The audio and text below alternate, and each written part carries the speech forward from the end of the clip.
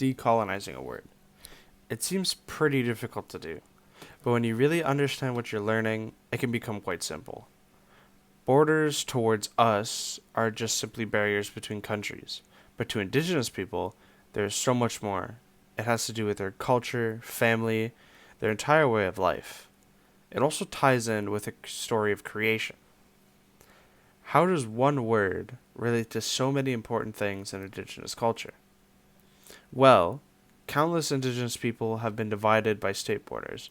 Their communities and relatives have been taken from them. The migration patterns that they once had when they were nomadic have all been ruined. Their sacred rituals they used to perform, the way they used to hunt and fish, those methods have all been messed with. All of these things that made the indigenous people who they were, it was all stripped from them.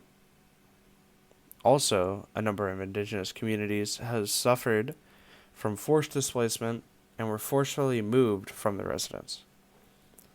How do borders directly relate with indigenous people? Before the modern European thought of what borders were just an area of where different indigenous people would stay. These identities don't match the European idea of what nationality and territory are.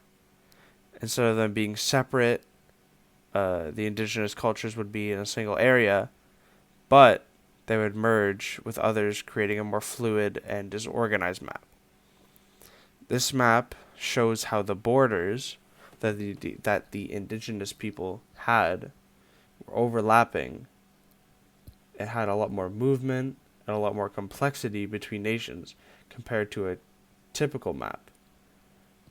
On this map of Canada today, you can see how in between each province is either straight or relatively straight line, compared to these blobs or fluid borders of the other map.